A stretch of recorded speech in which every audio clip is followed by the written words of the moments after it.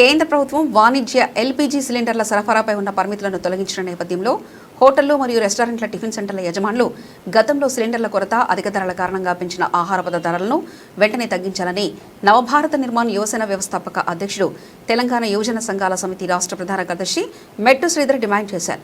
సిలిండర్ల కొరత ఉన్న సమయంలో వినియోగదారులపై అదనపు భారం మోపుతూ టిఫిన్లు, భోజనాలు మరియు ఇతర ఆహార పదార్థాల ధరలను పెంచిన హోటళ్లు ఇప్పుడు పరిస్థితులు సాధారణ స్థితికి చేరుకున్నప్పటికీ అదే అధిక ధరలను కొనసాగించడం సమంజసం కాదన్నారు.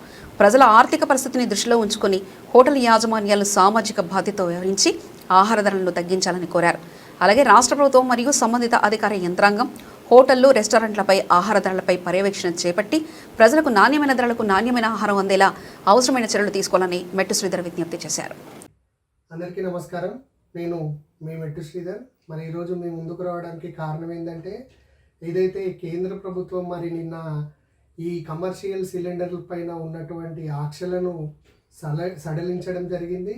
మరి గత కొన్ని రోజులుగా మనం చూసినట్టయితే ఈ సిలిండర్లు ఏవైతే దొరుకుతలేవు కమర్షియల్ సిలిండర్లు అనే ఉద్దేశంతో ఇలా రెస్టారెంట్లు కానీ, టిఫిన్ సెంటర్లు కానీ, హోటళ్ళు కానీ మరి విపరీతంగా మరి వినియోగదారుల మీద భారాన్ని మోపే విధంగా టిఫిన్ ఛార్జీలను, మరి వాటి యొక్క ఆహార పదార్థాల ఛార్జీలను మరి అనేక దఫాలుగా వాళ్ళు పెంచుకుంటూ రావడం జరిగింది. కొన్ని రెస్టారెంట్లు అయితే సపరేట్గా గ్యాస్ ఛార్జెస్ అని చెప్పి గిట కస్టమర్ల నుండి వసూలు చేయడం జరిగింది. కాబట్టి ఏదైతే కేంద్ర ప్రభుత్వం ఆ నిషేధాన్ని ఎత్తివేసిందో, ఆ నిషేధం ఎత్తివేయడం అమల్లోకి వచ్చిందో, కాబట్టి మరి నేను ఈ హోటల్, రెస్టారెంట్, టిఫిన్ సెంటర్ల యాజమాన్యులను నేను కోరుకునేది ఏంటంటే, మరి ఆ పెంచిన ధరలను మరి మీరు ఖచ్చితంగా తగ్గియాల్సిన అవసరం ఉంది. తగ్గించి వినియోగదారులకు ఊరటని ఇవ్వాల్సిన అవసరం ఉంది, ఎంతైనా ఉందని చెప్పి నేను నవభారత్ నిర్మాణ్ యువసేన తరపున మిమ్మల్ని డిమాండ్ చేస్తూ ఉన్నా. మరొక విషయం ఏంటంటే, మరి ఈ